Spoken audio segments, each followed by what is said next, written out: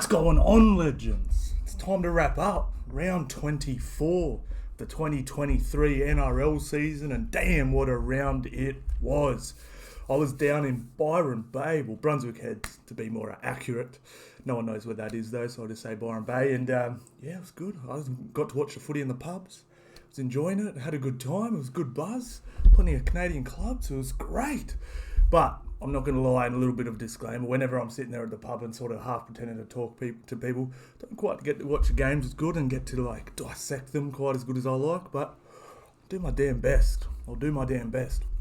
Alright, first let's go through all the results, we'll have a look at the ladder, then we'll go over each game in a little bit more detail. Let's go. Somebody's favourite everyone, Tasmania, hell nah, way too cold. It's cold enough in Brisbane at the moment. Alright, Panthers get it done against the Sea Eagles. Little controversial, got a bit to say about that one. Sharkies give the Titans a hiding, god damn. And talking about hidings, Broncos hump the Eels, god damn. And then one of the most disgusting games of rugby league I've ever watched. The Rabbitohs beat the Dragons. West Tigers versus the Wars, brilliant game, loved this one, really enjoyed it. Roosters get it done against the Dolphins, and then the Storm absolutely destroy the Raiders.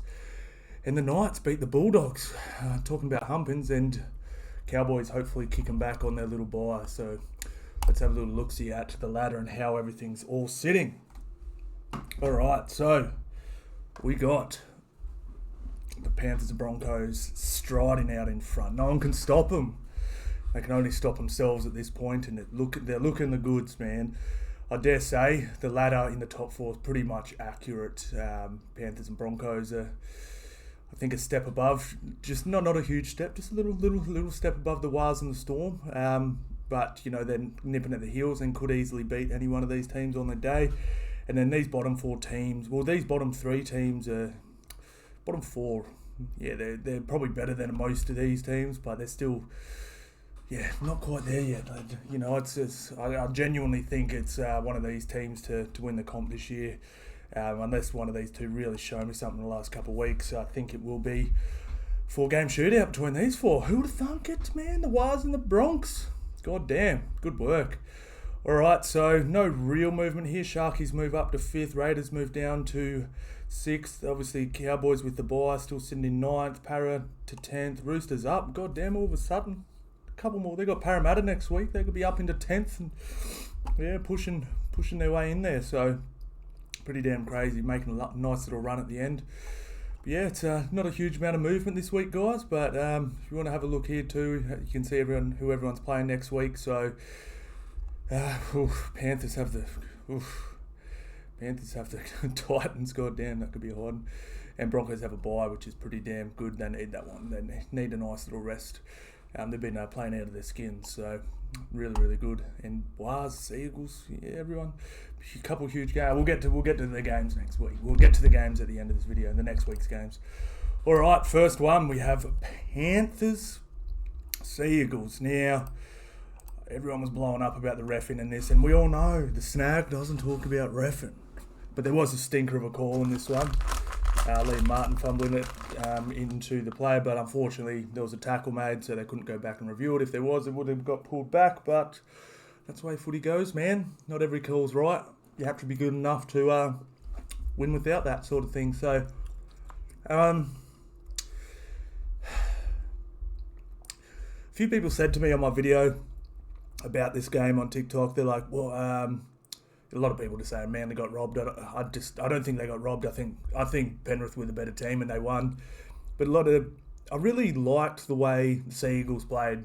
They're like, look, if we just try and do the boring, I guess, cliched way to play footy, you know, win through the middle and kick to the corners, we're going to get beaten. They recognise that Panthers was a better team and they did something a bit different. And actually, someone just commented that Manly laid the blueprint on how to beat Penrith in this game by playing the way they played, and they did. To be honest, they genuinely troubled Penrith. It was 12-all at half time, and for the first, normally if it was 12-all at half time, I'll be like, Panthers can still win this comfortably, sort of thing. But at half time, I was like, ooh, I don't know, man. Like I just had this feeling. I'm like, man, I feel like Manly could actually get a little sniff here. I just did. I don't know why. I always felt like they were playing good enough. All the risky stuff they were doing was sort of sticking. And sorry guys, that lolly was way chewier than I thought it was going to be. It was just seemed to come good. But so someone said, "Oh, look, Manly have laid the platform. That's how you beat Penrith." Well, first of all, it's not, because they didn't beat Penrith, and second of all, the way they played, right, like just throwing complete caution to the wind. You can do it for its sections of footy, but it's very hard to play like that for 80 minutes and not make a ton of errors. And they did end up making way more errors in the second half. Like I said, it was all sticking in the first half, but to play like that for 80 minutes is very, very hard. Now, me personally, I think the Parramatta laid the blueprint on how to beat Penrith. And I know what you're thinking. They've got hidings from them lately. They were smoked in the grand final and stuff like that quite convincingly. But if you actually look at it, I don't have these numbers in front of me. I'm pretty sure Parramatta does have the best record against Penrith over the last 3 years. I mean, they've beat them once this year, lost to them once this year. Last year they lost to them twice, won twice, and I think the year before they lost once and won once. So I know that doesn't sound amazing, but I'm pretty sure it's better than most teams. Like, for example, Bunny's been brilliant for the last 3 years. I'm pretty sure they've only beat them once over 3 years, and I think Broncos have beaten them once over 3 years. I think, like most of these top teams have literally maybe only beat Penrith once or twice over the past 3 years. So I think Parramatta's style of play, you do want to throw caution to the wind and play a bit different, but you have to win the collision first. Win the collision, then spin. They were just spinning without winning the collision. Like, they weren't even taking hit-ups. They were just literally just throwing the ball to one edge, didn't work, throw the ball to the other. And, like, don't get me wrong, it works. But I think it worked for the first half. But I think if you bang, offload, spin, and then go out, like, just a little bit more direct before you go. Just don't go wide, sort of thing. Because they'll eventually adapt, or you'll just start making errors. And they'll smoke you anyway. But it was like I genuinely really liked what Manly did. It was good that they just recognised and said, look, they're better than us if we play this boring way. Let's throw caution to win and get it done and see how we go. And I really enjoyed it. Schuster for me was just so disappointing. They've got to get him out of that 6 jersey so damn quick. You want to talk about like half of being a good halfback, right? Is like obviously a bit of athleticism and stuff like that, but it's also what's between the ears, and I just don't think he has it. Like just when he took that intercept, right, like great instincts, great, and he starts running down the field, and we saw how slow he is. But to then put a kick in when the dude you're kicking for's running well behind you, and To'o's in front, you get what I'm saying? Like, what makes sense about that at all? Let's kick to a guy who's 6 metres behind me, who can't catch me, barely catching me. And he just kept making terrible read. He's not a 6. He doesn't have it between his ears. He's got great instincts and great hands for a big man, and that's where it ends. That's for me. It's he's not it. He's not it. And I think Manly now know that, and that's why they bought Brooks for next year. Big shame, because Daly Cherry Evans for me was brilliant, and we'll have a little look at the player stats here, but we'll have a look at Penrith first. Look, it's just normally I highlight one or two players, but it's just, for me, it's just so many players that contribute. 205 metres for Dylan Edwards, and look at Taruva here, 256 metres. 42 post-contact and line break. This is just ridiculous. Zach Hoskins isn't a centre. He's just filling in 139 metres, line break, assist, try, assist. Look at Taruva, he's 7 tackle busts. This is insane. Stephen Crichton, 163 metres, 1 line break assist. 1 line break, 1 line break assist, 1 try assist, 4 tackle busts. Brian To'o, 221 metres, 76 post-contact, 1 line break, 6 tackle busts. This is absurd, man. This is absurd. And, man, I just want to give Moses Leota a rap at the moment. I genuinely think he has the best stint in him at the game at the moment. Everyone, like I said, you get to such high... I know he made an error or something. I'm pretty sure he made 1 error, and he's got 1 in him. But, look, he played 36 minutes off the bench. And look at this quality. like 148 metres with 45 post contact in 36 minutes. Now, like I said, people froth over, Tino, and I'm not bagging these guys, but Tino's and Payne Haas's numbers, like Payne Haas averages 190. Yeah, it's more than 148, but he averages 65 minutes as well. Like Moses Leota has given us some of the most intense football we've ever seen. I mean, to put this in perspective, Fisher Harris is a monster. He outran Fisher Harris, man. Dude, Moses Leota is a freak. He's an absolute freak. I would take him over anyone at the moment. He's so unbelievable, man. Look, Fisher Harris played for 51 minutes, and Moses Leota outran him. It's insane, man. It's insane. Absolutely insane. I'm absolutely loving everything he does. He's legit, hands down the most underrated front row in the game. Now Schuster, I mean, look at this. I mean, 7 runs in a full game of footy for 63 metres with no stats. It's just gross. It's just gross. Oh, and then look at Cherry Evans, just the old fella, just digging in, run for 139 metres, 3 line break assists and a try assist. He's just absolutely freak. I thought Olaquatu was brilliant as well. He did his thing. I thought he looked dangerous every time he got the ball. He caused Penrith a lot of trouble. He really did. Shout out to him. He's just got to get the consistency up now.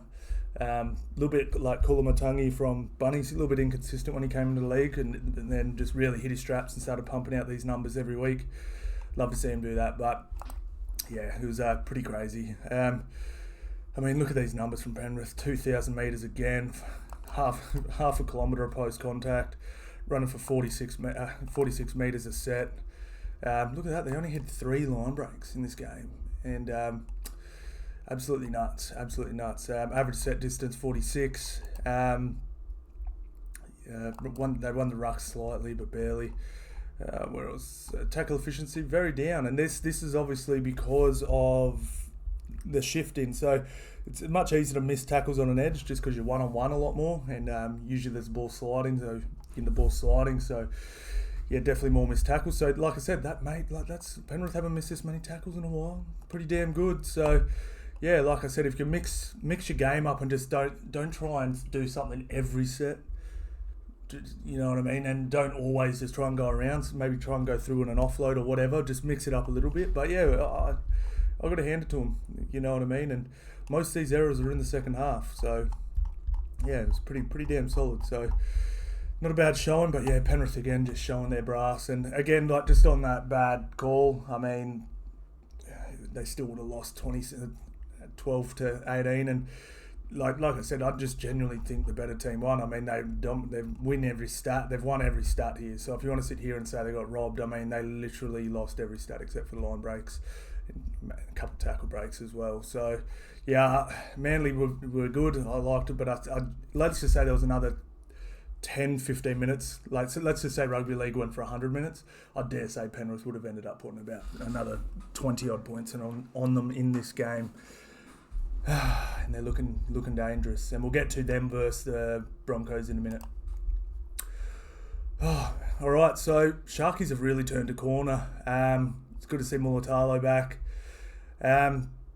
Yeah, so we'll get Connor Tracy. For me, I love this kid. Like, he would genuinely be starting in, I reckon, at least he'd be a genuine start, like walk into the team every week player in, I reckon, at least 8 or 9 clubs. He's absolutely brilliant.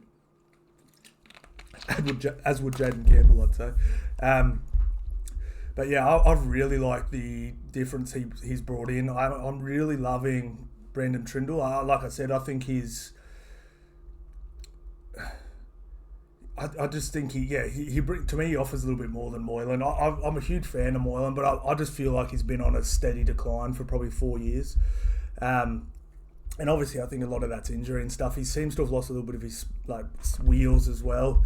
But yeah, I'm really loving this team with Trindle in it, and I'm also loving Wade Graham in the starting team on the second row. Like, he's really shoring up that edge on defense. Like, Yeah, he's old as hell. Yeah, you're not going to get barnstorming line breaks from him anymore. Yeah, you're not going to get the super athleticism like you did. But what you got is intensity. You can't buy, you can't trade for, you can't teach experience. And he really brings it. He knows when to. He really shores up that edge, and that's what they really needed. So I love him in starting. I think it's been a brilliant move. I know it's sort of more of a force move than anything, but you've already got a strike second row. You don't need strike on both second rows, you know what I mean? As long as you've got one good strike second rower, you're better off having a guy that's not going to leak points on the other. And your defense, your edge defense starts in your second row, and yeah, he's been absolutely brilliant. I actually thought Royce Hunt came on and was absolutely brilliant as well. And yeah, he came on and really sort of shifted the momentum of the game. As for Jaden was freaky as always. I mean, actually, Tanner Boyd's been great for his price. He's been pretty damn good. And Big Tino, let's talk about this for a minute. 1.2 million for 10 years. Wow. Now, a lot of people said, do you think he's worth it? Do you think he's worth it? Blah, blah, blah. Here's my thoughts on it for a second. I'd love to hear what you guys think about this one as well. I actually do think he's worth about 1.2, but the problem with it is sign him for that long on 1.2. You're definitely not going to get your money's worth in multiple years, if that makes sense. If we look at Tomalolo, for example, now the salary cap was a bit smaller then, but it's similar size, so he signed 10 years for 10 million. He was absolutely worth it that first year. He was absolutely worth it that second year. He was absolutely worth it his third. I'm not too sure which years he wasn't exactly worth it, but there was a couple of years where he was a little injury. There was a year when he was down on, just a little down on form and just not $1 million player. You know, for example, this year he's been sort of in and out of the team a little bit with like injuries, and then, you know, like at one point he was sitting on the bench. You got $1 million sitting on the bench, you know. So like, has Tomalolo been a flop? Absolutely not. He's been brilliant, but you definitely didn't get $1 million player every year, if that makes sense. And I dare say it's going to be the same for Tino. I'd say at the very least he's going to have 5 years where he's absolutely worth his weight in gold.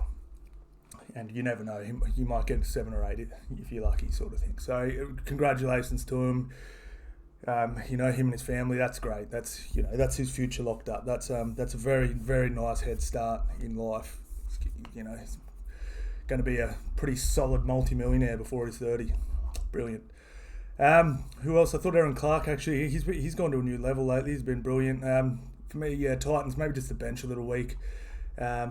Isaac Liu, he's sort of fallen off. He was absolutely brilliant at the Roosters. I always thought he was one of the most underrated locks in the game, but definitely not to that now. But it's still good. But yeah, he's just not quite the player he used to be. Let's have a look, see at some of these team stats here, some individual player stats. Look at Philip Sammy, 247 metres, 112 post contact. That is absurd. Look at Tino, worth that $1 million right there, 214 metres. God damn. And I thought, you know what? I've been really impressed with Dave Fafita lately. Bit of mongrel in him. Like, no offence to him, and, you know, I wouldn't say it to his face. No, I would, but always looked a little soft for his size. Like, sometimes those bigger blokes, and not always, because I know some big blokes that'll literally pull my arms off my body. But sometimes when you're the big bloke, you know, you don't get picked on a whole heap. You know, like, it's all, you know, the little brother in a group is always the heavy dude because he's been picked on by his big brothers his whole life. I always thought there's a little bit of a pussycat in Dave Fafita. Not that he's a pussycat, but like he never had that Jared Roy-Hargraves mongrel in him, for example. I thought he showed a bit of it in this game. Him and Ueli went at it, banging shoulders and stuff like that. It was, and by the way, I don't know if Dave Fafita's like that at all. It seemed that way. Like, it never seemed to get frustrated and angry and go at people, go for the jugular, you know. And I was pretty impressed with his intensity. And honestly, I think it's his best year of rugby league. I think he's been great. So it's something to really build on for the Titans for next year. And good on him. Good on him for locking up those two guys. I think they can build a good team around him. But look at this. Shark is winning the middle, blasting through the middle, 600 post contact, 58 tackle breaks. God damn, average set distance of 50 metres. Play the ball speed under 3.5 seconds. This is numbers you want to see. How good. How good? Only 36 missed tackles. Obviously, would love this under 30, but not too bad. Only 7 errors. You can deal with that, and only 6 penalties as well. But great from the Titans too. Like I said, this is the only disappointing number here. The missed tackles. I mean, 5 penalties, 6 errors. That's great. I mean, would they complete at 90%? Pretty damn solid, man. Pretty damn solid. So, who was good? Multala was good. Yeah, Connor Tracy, Wade Graham, absolutely brilliant. Jesse Ramian was just freaky, eh? What did he do again? His numbers were silly. Oh, that's right. Katoa, 12 tackle breaks. Jesus Christ. I thought Talakai was brilliant in this game too. He just looked sharp. 97 metres, 93 post contact, line break, 2 line break assists, 2 try assists, 3 tackle breaks. Brilliant. That's what you want. That'll get it done. And look at Connor Tracy, just a backup fullback, just chopping everyone up for 223 metres, 43 post contact, 3 tackle breaks. It's ridiculous. This dude should be playing first grade every single week. Parramatta would literally pay their left nut to have a player like him just come in and play a bit of centre or whatever. Absolutely kill for it. Alright, Broncos Eels, talking about hidings with no lubricant. God damn. And this dude right here, oh my God. He just keeps getting better, man. Scoring tries, nearly flawless. Goal kicking. Wow. He's something else, man. He's something else.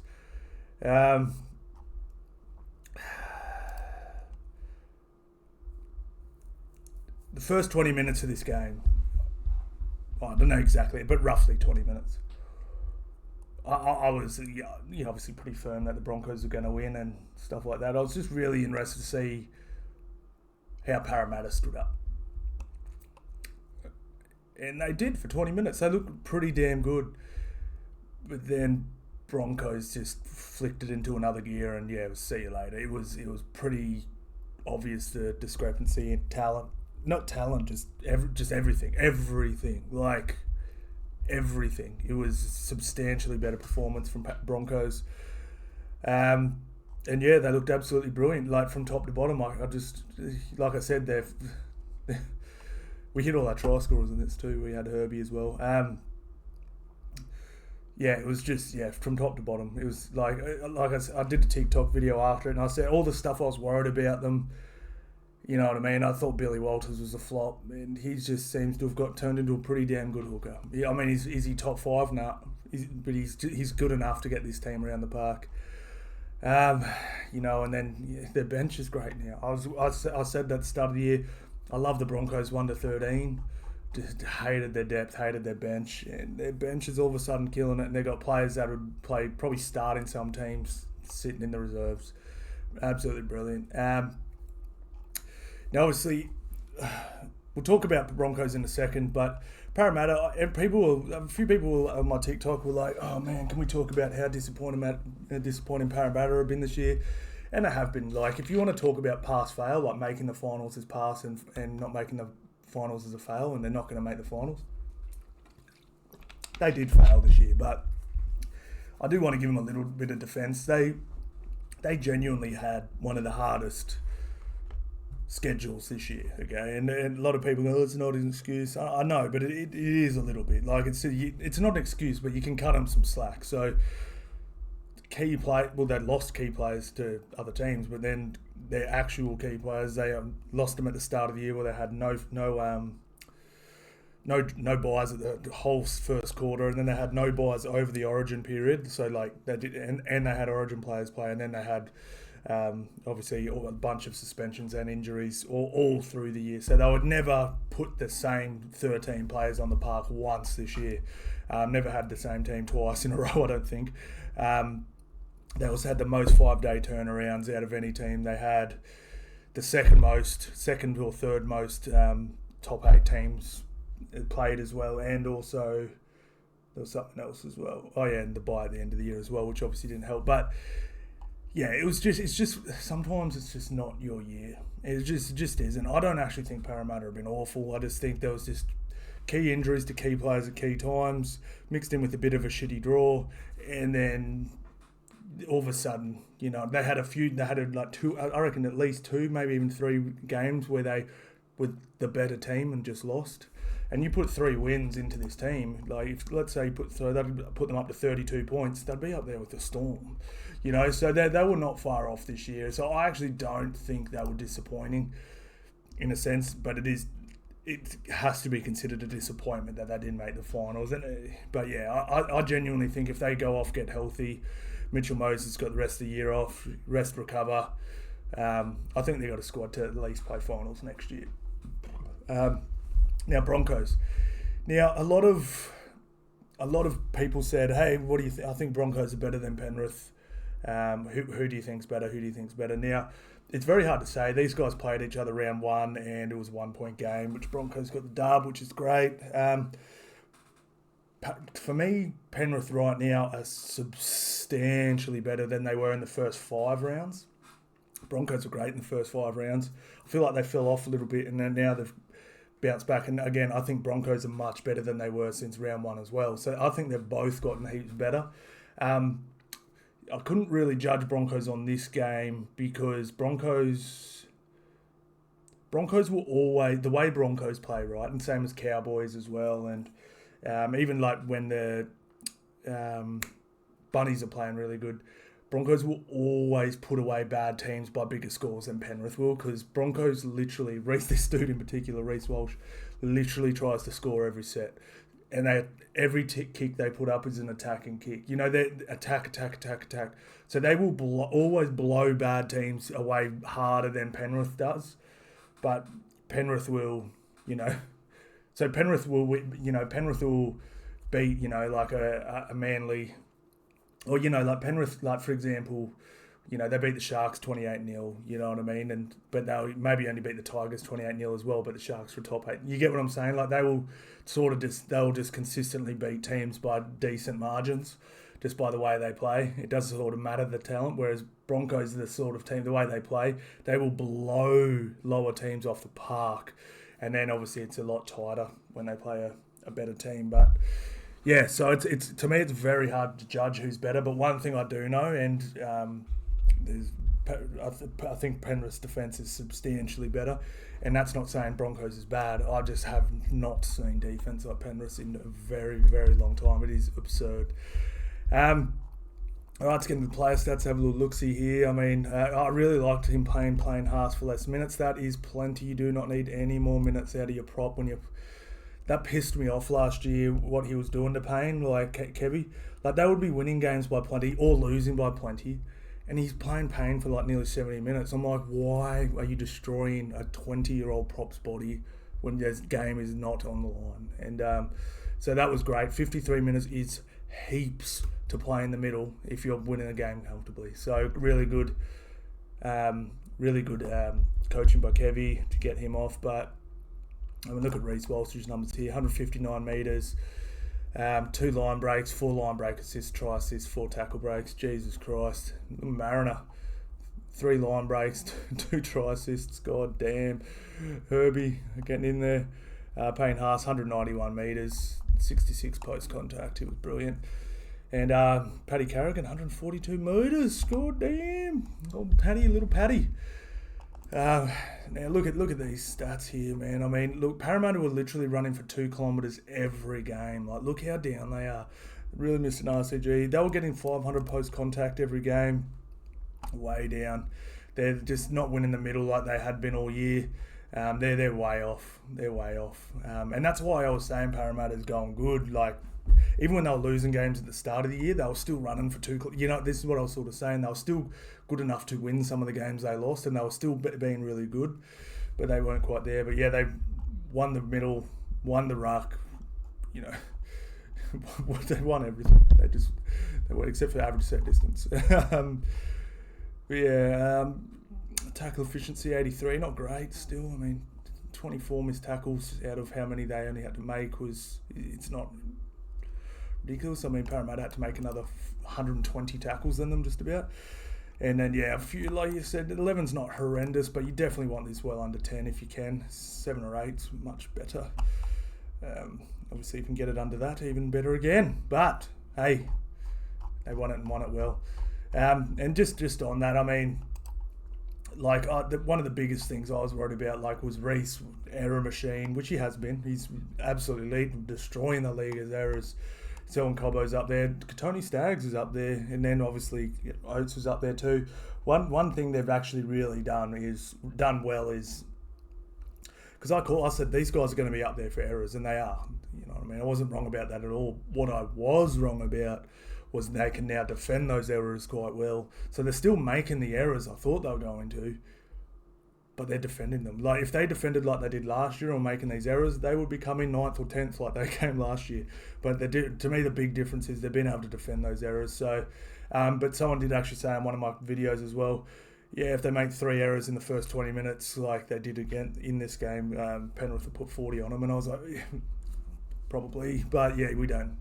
At the same time, I feel like Broncos also wouldn't maybe play that loose against the Penrith, if that makes sense. Like, I'm pretty sure they knew they had this game on wrap, but we'll have to wait and see, man. But look at that, god damn, what a hiding. Rabbits Dragons. This game was so disgusting. I don't want to waste yours or my time on it. I'm just going to talk about it really, really quickly. These numbers right here. If my son's team did these numbers, he would be getting sprayed, and he's under 12s. This is disgusting rugby league, and both you guys should be absolutely ashamed of yourselves. That was filthy and didn't deserve to be on TV. Jesus Christ, it was ugly. I do not know what's happened to the Rabbits, but they are awful. 5 line breaks to 2 in a full game of rugby. This is horrible, man. This is just absolutely disgusting. I don't know what's happened to the Bunnies. I mean, 16 errors to 11. You know, that's gross. You should make 16 errors in 2 or 3 games, not 1. You know, it's when your season's on the line. Absolutely putrid. I don't know what's happened. Sully's picture cracks me up every time. He looks like a fucking. He looks like, I don't know. He looks like he's gonna just hurt me. Just jump off the screen and hurt me. Campbell Graham's defense though is just so good. It was so funny. Every time they spun it to his edge, it was just like, you just heard this, and just let someone just get in fully wrapped up ball and all. He's the best defensive centre in the game by a mile. I thought Jaira was pretty good. Colin Matangi was patchy. Oh, man, it was just so bad. It was just atrocious to watch, man. I mean, I think the Bunnies, just because they have such a cruisy run home. I mean, this is huge this week, and this is massive for the Cowboys. The Cowboys would be stoked that either the Knights or the Rabbitohs are going to lose a game. It's good and bad because it means that one of these teams is going to kick out ahead of them a little further. If the Knights win this, they're going to, and then even if, say, Cowboys do win this, yeah, so they'd be stoked because, like I said, one of these teams is going to lose. Yeah, they'd obviously definitely be hoping it's the Bunnies maybe, but yeah, it was absolutely awful. And yeah, like I said, I do not even want to talk about this game. It was so damn bad.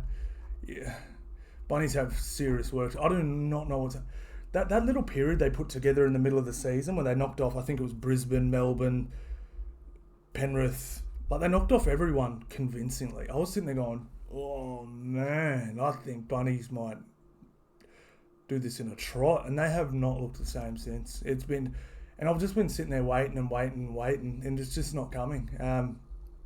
Yeah, it was absolutely wild. We had Dragons to cover the 17.5 point line here. We just got that, and thank God that try at the end didn't go through. Otherwise, we would have been gone. Yeah, absolutely gone. What was that big? I hit a big anytime try scorer in this game. Hang on, sorry guys. Let's see what it was. Where's me match bets? Where's me bets? Resulted. I was paying $12.35. Oh yeah, we had Campbell Graham to score, and then Adam Fanua Blank in the next one, and Jermaine Asako won $12,000 on that bad boy. $12,000 off 1,000. That was pretty solid. What else did we win? And we also had, we had St George to cover the line, Warriors to win, Roosters to win. $2,000 on that. So yeah, it's nearly $14,000 a day. Not bad at all. Not bad at all. But yeah, let's move on because, like I said, this game was so disgusting. I was so, like, yeah, it was bad. On to a game I really enjoyed, man. Like I said, I've been loving watching the Tigers play. Been loving watching the Warriors play. This was in Hamilton, and then they showed up, man. It was good to watch. And every time I watch this kid play, I just like go, Tigers, what are you doing? Last year, I was giving this kid's raps, and I was saying, he was playing fullback. I was putting him in a try score as he was hitting all the time. I was saying, this kid, he reminded me, he's not built like like he was playing fullback last year. He's not built like some of the big fullbacks, so I just don't think they really gave him a shot. I mean, like, I didn't think they didn't see him as like a long-term fullback. He's so good. I mean, let's look at his numbers for a second. Dane Laurie. I mean, here he is. 135 metres, 1 line break, 2 line break assists and 3 try assists, and an average play the ball speed of 2.6 seconds. Can I put this in perspective? If Cam Munster did this, everyone would be talking about what a brilliant game Cam Munster had. And it would be a brilliant game for Cam Munster. In fact, Cam Munster played brilliant just this game. Let's see what Cam Munster's stats are, because they know he's going to be all over, the bloke in a bar talking about how brilliant he is and stuff like that, which he is. But, I mean, Cam Munster's nothing compared to, you know what I'm saying? You got to try, but this Laurie kid is legit, and the Tigers let him go and Penrith side him on minimums. You let this elite dude go to the best team in the comp for nothing. What are you doing? Who is doing your recruiting? This kid is a rugby league player, man. He's so good. But man, absolutely blows my mind. Love watching my Buller play. Love watching Toa. Love watching some Junior Tupou. Yeah, this is just a good fun game to watch, man. DWZ scoring the corners as usual. Sean Johnson, look at this. 3 line break assists, 2 try assists. Adam Fanua-Blake running for 270 metres. Get the hell out. And winning me 12 grand. Love ya. Love ya, AFB. You're the man. You're top 5 for real. Absolutely for real. I mean, someone said, we did a video about Payne Haas, and a bunch of Warriors players were like, man, I would be sick if we got him at the Warriors. I'm like, bro, you have AFB. You don't need Payne Haas, man. You have AFB and Bunty. You don't need Payne Haas, man. Look what you're getting. Look what you're getting. You don't need Payne Haas, bro. This dude is so good. Oh man, he's so damn good. Let's have a look at the team stats. Was running for plenty of metres, winning through the middle. Look at that. Nearly 500 post contact, line breaks 5 to 6, tackle breaks 39. Absolutely brilliant. And Tigers again just winning the ruck, 3.9 seconds. God damn, that's quick. They've been doing that all year. Like I said, I genuinely like watching the Tigers play, and I'm so sick of the media bashing them. Just leave them alone and let them get their stuff together for a couple of years. And I'm telling you, there's a good rugby league team in that team. Just leave them alone. Tackle efficiency, great. Like, it's just like all it is just these errors. Like, they just had more errors. They've actually had plenty of games where the errors haven't been there. And it's just a few too many missed tackles and a few too many errors, and they could well and truly have beaten the Wales in this game. And the Wales at the third. So just leave the goddamn Tigers alone and up the Wales. Up the Waz. Yeah, man, I'm loving Tohu Harris. Man, he said. I'm pretty sure he set this one up too. It was one of them. I hope his knees look shot. I just hope and pray he gets through the year, man. Because I think they lost Tohu for a few games in the middle of the year, and I can't remember if they did. I'm pretty sure they lost a couple games around that time. I really think their game hinges on if Tohu Harris is in the middle of the field. He's absolutely brilliant. But congrats to the Wars, man. Absolutely brilliant. Cannot wait. Roosters Dolphins, another game. I don't want to waste mine or your time on a whole heap, guys. Look, it's good to see Joey Manu in some space. I actually really like this Billy Smith kid. When I first saw him out there, I'm like, who the hell is that? And he was pretty, not poor, but just, didn't set the world on fire in his first couple of games. The last 3 or 4 games, I was like, damn, this kid can play. he just doesn't look like he can. He looks, I don't know what it is, but he just looks like a Q Cup or a New South Wales Cup player. Just his face. I don't know what it is. He just looks like a New South Wales Cup player. But he's really good, man. I'm really impressed. Sawaliti, since he's been on the wings, been brilliant. And I didn't realise his goal kicking was so good. He's got a nice little hook on his shot. It looks like a golf shot of mine. And I want to give this guy here, Drew Hutchison's, a shout out too. Drew Hutchison's, to me, is one of those players who's just... It just sucks he's good at... If he was good at... Like, if he just got locked into a position and played that position, I think he could be really good at whatever that position is. But because he gets bounced around a lot, we've seen it a lot. I mean, we saw it with Mitchell Orbison a bit with the Roosters. We've seen it with... who was it? What's his name again from... he plays for what's it called now? Jeez, I've just spaced on his name. Nakora. We saw it him. He got bounced around a lot at Parramatta, and we didn't know what his position was. And I always said if he just played second row, would kill it. And now he's just been in a number 7, and he's been really good. Like it's almost a curse to be good at too much stuff. You almost want to be good at one thing, because it can actually damage your career. I mean, I remember Kirk Gidley a bit, sort of get bounced around a bit, and he'd sort of be one of the best players in the league, but then he'd be starting on the bench in Origin because they didn't know how to play him and stuff like that. It can sort of almost be bad for your career to be good at too much, as weird as that sounds. But yeah, Tupou was brilliant. Yeah, Drew Hutchison, look at that, 102 fantasy points, god damn. Teddy was doing Teddy things, I believe. 158 metres, 1 line break assist, 1 try assist, 11 tackle breaks. Billy Smith, 11 tackle breaks. God damn, there's some numbers. Billy Smith.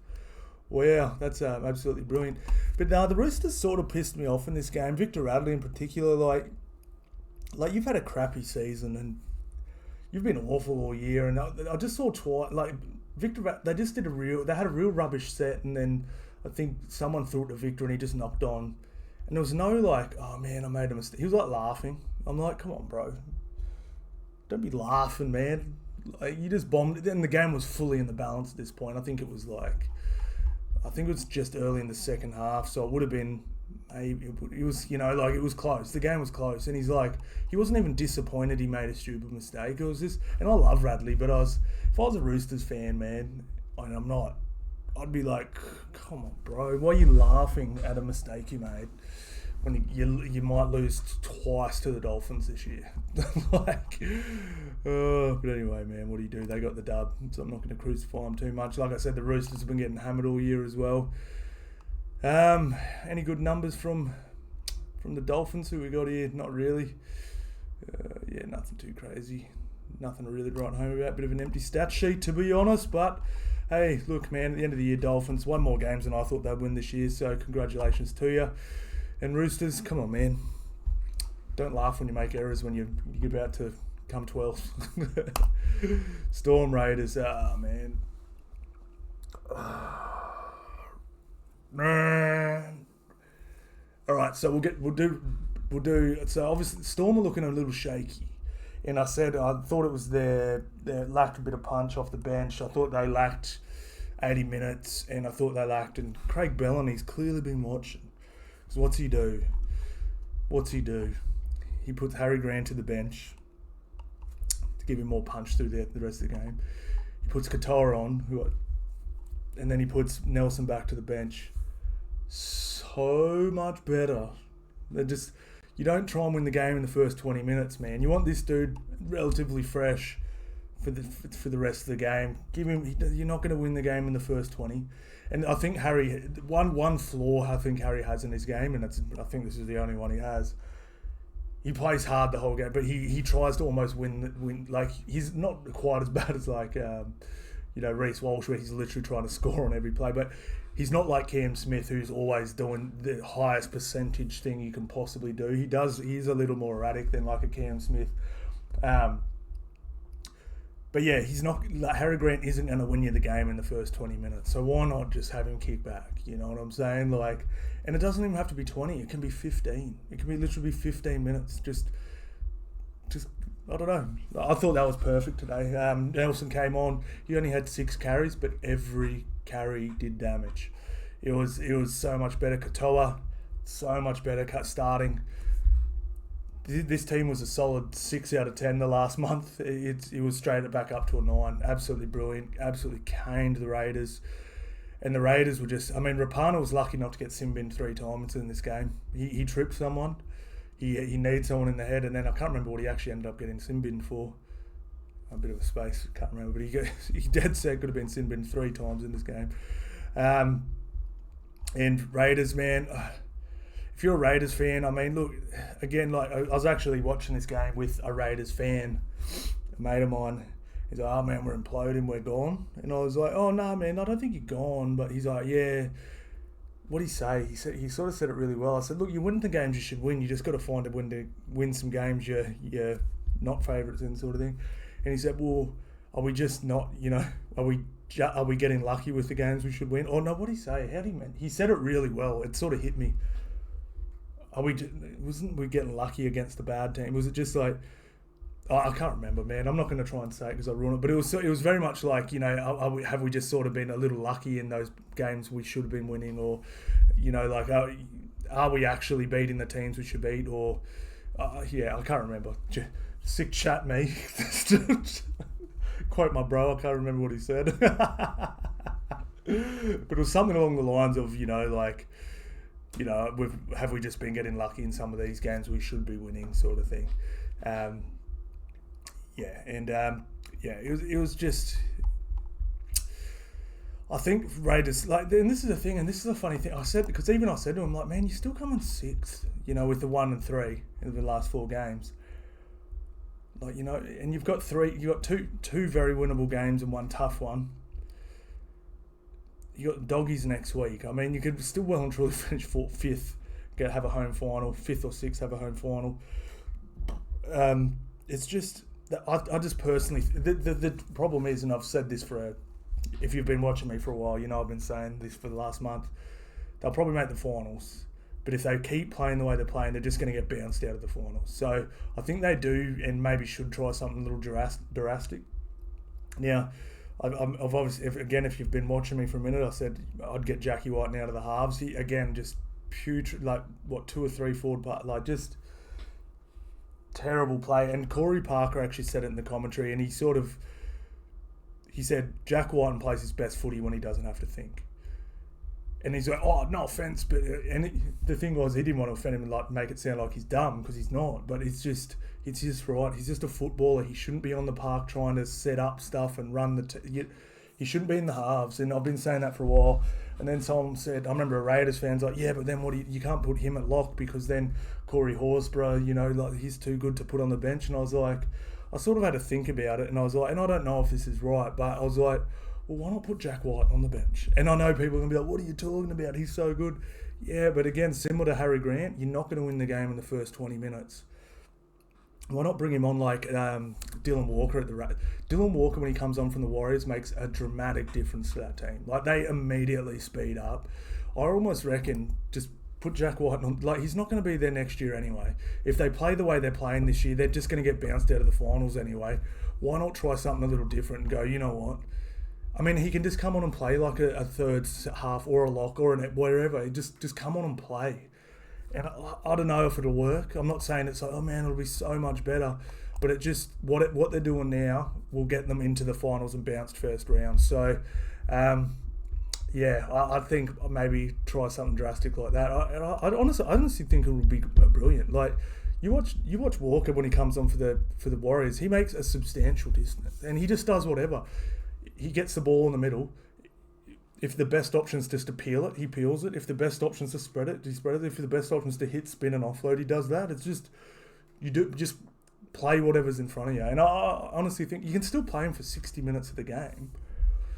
And then, they got another good half sitting there, and may as well use him.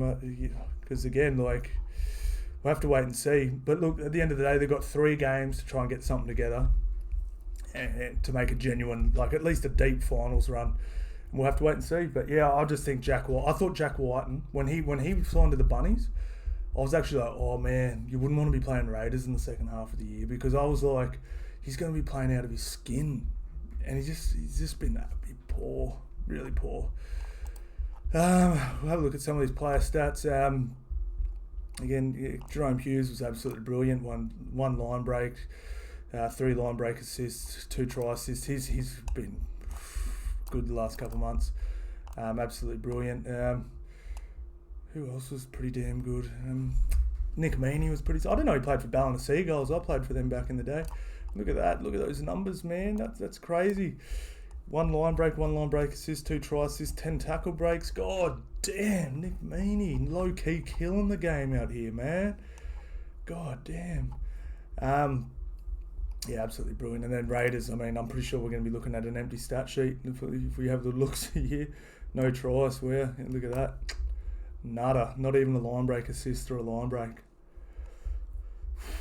Like I said, like if you cannot put a stat on the stat sheet, you have to change something. Like, yeah. Just let that sink in for a second. They didn't put a stat on the stat sheet. Wow. But look, I don't want to harp onto the Raiders, but yeah, look, I mean, completion rate poor. Only ran for a kilometre. They have some of the best forwards in the NRL on their team, and they ran for 1,000 metres. Not good enough, man. Fast play the balls. That's one. Yeah, it's that tackle efficiency, horrible. 52 missed tackles with 12 errors. That'll lose your rugby league game. Let's move on. Melbourne are playing much better. I like summary of this. I really like the team that ran out on the field. I think they're becoming a genuine contender again. And Raiders need to change something drastically, otherwise they will get bounced first round of the finals. And but again, I'm not giving up on the Raiders, man. I think they can pull something out and worry someone, but they need to do something quick. Knights Bulldogs. All right, I've got a little to say about this one. Nice. What the hell is that? All right. Now this was the first time Bulldogs fielded pretty much their best team they could possibly field for the year. I believe Sutton's the only one that's out, and Sutton's a bit... They had a bye. I was sitting there going, let's see if Bulldogs can just, like, show me something that they can build on for next year. Because I don't care what anyone says. It's very hard to build on just a putrid year like this. Like, it's not been good, let's be real. I was sitting there going, looking through the team list. Where's the team list? Like, man, I don't mind this team, man. I'm looking through it. I'm going, you know, we've got Max King in here. We've got DeVito, Mahoney. You know, we've got Kickout. We've got Jacob Preston, Rookie of the Year contender. We've got Luke Thompson. I'm like, you know, we've got Knight, you know, Waddell. I'm sitting there going, like, this is all right. You know, this is a better team on paper than a few teams out there, you know. Like, let's see what they got. In the first 5-10 minutes, I was like, yeah, I'm not feeling, you know, like I'm feeling this. They're kicking the corners, they're pinning, they're hitting, they're dragging. I'm like, sitting there going, I'm feeling this, man. Go Doggies. And then they just turned into puckered buttholes. Like, they were terrible, man. Like, and the thing is, man, like, let's see how many missed tackles they had, right? The thing that pisses me off about the Doggies is, like, missed tackles happen. Like, it's not like 55, like, it's horrendous. But, like, we see that from time to time, but they miss them in the middle of the park. Like, their middles are missing so many tackles. And I've never seen it. Like, a lot of these tries, I mean, they're not all forwards, obviously, but they were relatively in them. Like, this gamble again, like... Hetherington, like, they're in the middle of the park. Like, this is, yeah, not good. I was just so disappointed, man. So disappointed. I mean, let's have a look at the negative plays. Handling errors. Where's tackles? Yeah, here we go. So, missed tackles from the Doggies. I mean, no huge numbers here, but again, Reid Marnie, who is absolutely racing away with most missed tackles out of any player in the league. I mean, look at Luke Thompson here, 8 missed tackles in the middle. It's just so bad, man. I mean, Jacob Preston's been absolutely brilliant. Kickout as well. Kickout. Now, when they signed the Kickout, and they're like, what a signing. I was one of the people who's like, I actually don't think he's as good a signing as everyone thinks. he is a destructive ball runner, and he really is. But what you got to remember is that Penrith really played him well. And this is the thing, as I was giving Broncos a rap before, right? So remember I said Reece Walsh and Selwyn make errors, right? So did Kickout. Kickout, I'm pretty sure, was the leading error, penalty and error guy in the second row. And I think he was top 10 for errors last year. Like, he has an error. Difference is, Penrith could defend it, so it didn't matter. And they put him in holes. And I felt like doggies were just... They've done it a few times already in the few games he's played. They played him like how Titans used to play David Fifita. Try and crash over, bro. Like, not even running a play for him. And, like, bro, he's such a beast. He'll probably get a try or two every few games doing that. But, yeah, just... unless you can use Kickout well, he's just a big dude on the field. He's not... You know what I'm saying? It's not like he walks on the park and does whatever he wants out there. He needs to be unlocked. He needs a key. He needs someone to unlock him. You can't just... Like, Kieran Foran this year has complete... He was the key that unlocked Fifita. Fifita's had one of the best years he's had, and it was Kieran Foran making him run... Like, getting him into the right positions and stuff like that. You know, is Matt Burton that guy? I don't know. Maybe. I mean, again, it's just... These are just terrible numbers, man. I mean... 58%, 10 tackles made, 5 missed. Wow, it's just horrendous numbers. And yeah, so I don't know. We'll have to see about Kickout, but yeah, I did not think he was the big signing that everyone thought he was. And same with Reid Marnie. I mean, Parramatta did a really good job of hiding him, but he is absolutely running away with most missed tackles this year. It's been horrendous. Don't get me wrong, he's sharp dummy half, but if you're literally missing 6+ tackles a game in the middle of the field, and this is the thing with Kickout's numbers here too, 3 missed tackles. There was 2 tries scored where he missed by so much it didn't even register as a missed tackle. They just went straight through, and he went through untouched in the middle third of the field. And it didn't go onto his missed tackle thing because he didn't lay a hand on him. He was so far out of position. Disgusting. But yeah, we'll have to wait and see. But yeah, doggies, not good. I thought Gagai was brilliant. He looked sharp. He looked 5 years younger. He looked absolutely brilliant. Look at that, 11 tackle breaks. God damn, 192 metres, 33 post-contact, 2 line breaks. God damn, look at Tula.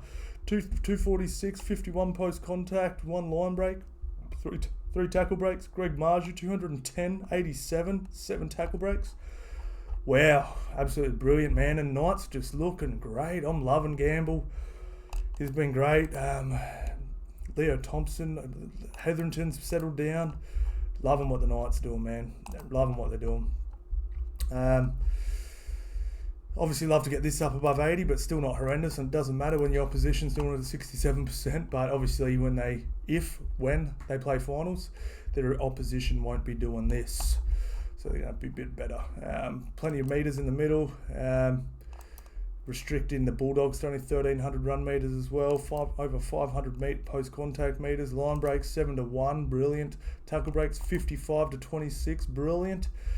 What else we got here? 15 offloads to 6. Brilliant. Absolutely brilliant. And tackle efficiency 89-83%. 300 tackles made. 360 tackles made. 55 missed. That's disgusting. That's almost for every 10 tackles there are. There's 2 missed tackles. God damn. Well. Errors 16 from the Bulldogs. Imagine that. Like that. These are disgusting numbers. 55 missed tackles and 16 errors. Not good enough, man. Really not good enough. So, man, doggies have a lot of work to do. I mean, like I said, you can't just... I mean, people go, well, look, the Warriors didn't go good last year, and they had a lot of good stuff going their way this year. Yeah, I think the Warriors are in a bigger hole than everyone thought they were.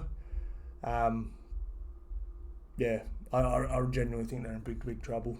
I really do. And if they think Stephen Crichton's going to come to this team and change this, put Stephen Crichton in this team. If there's 16 errors and 55 missed tackles, they still lose this game 46-6. But Steve Crichton isn't going to fix this. That's just my thoughts, man. But anyway, casualty ward.